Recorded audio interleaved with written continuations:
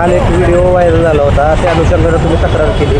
काय नेमकं सत्य आहे? कारण हा व्हिडिओ AI मॉर्फ करून तुम्ही जाणीवपूर्वक बदनामी केल्याचा आरोप आता शहराध्यक्ष जय पाटील यांच्याकडून केला जातो आहे. आता मी आपल्याला काही गोष्टी पुराव्याशीर दाखवतो.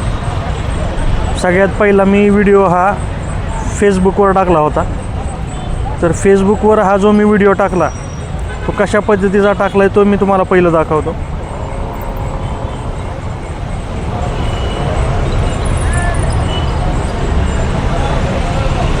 फेसबुकवर हा टाकलेला मी व्हिडिओ आहे. यामध्ये आपल्याला कोणाचा चेहरा, कुठलं मागचं बॅकग्राऊंड काय दिसतंय का सांगा. मग हे व्हिडिओ बघून जर जय पाटील शहराध्यक्ष म्हणत असतील की हा व्हिडिओ AI मार्फत बनवला आहे, तर हा इमोजी त्यांचा आहे का? हा माझा पहिला प्रश्न आहे. दुसरा प्रश्न, जय पाटील म्हणतायत हा व्हिडिओ मॉर्फ बनवला आहे, तर मग हे विनोद शेळके कोण आहेत जे मला गेल्या 3 दिवसांपासून मेल करून याबाबतची संपूर्ण माहिती देत आहेत? मग हे विनोद शेळके कोण? जय पाटीलचे, अक्षय डांगेचे ह्यांचे काय संबंध आहेत?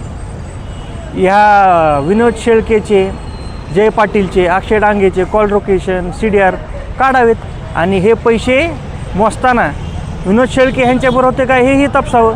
आणि 2 दिवसापूर्वी ज्यावेळेस मी हा व्हिडिओ टाकला त्यावेळेस हे तिघं कुठं होते हेही तपासावं. मग हा व्हिडिओ खरा आहे की खोटा हे तपासात आपाप समोर येईल. उगाच पोलिसांमार्फत आमच्यावर खोटे गुन्हे दाखवून आपल्या पदाचा गैरवापर करून आमच्यावर खोटे गुन्हे दाखल करण्याचा जो प्रयत्न हे लोक करतायत, तर ही न्यायालयीन बाब आहे.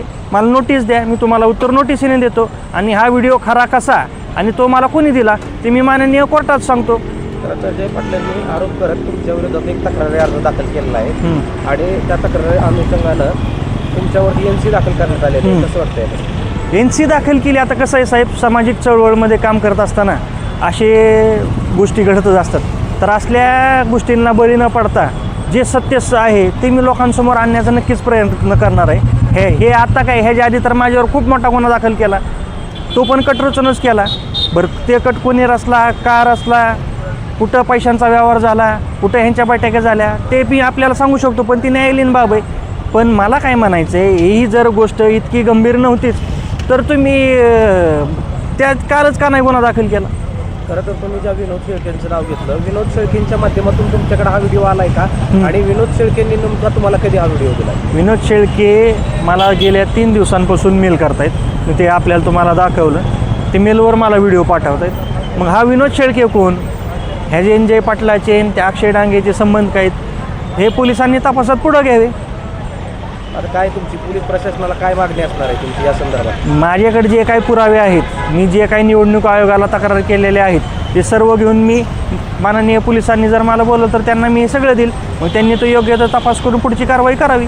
त्यांचा आरोप आहे की हा व्हिडिओ मॉर्फ आहे. मग तुमचा दावा नेमका काय? हा व्हिडिओ मॉर्फ आहे की खोटा आहे? व्हिडिओ जर मॉर्फ आहे तर 3 दिवसांपूर्वी ज्यावेळेस मी इमोजी लावून व्हिडिओ व्हायरल केला तर ह्या तिघांना एकत्र भेटायची कारण काय होती?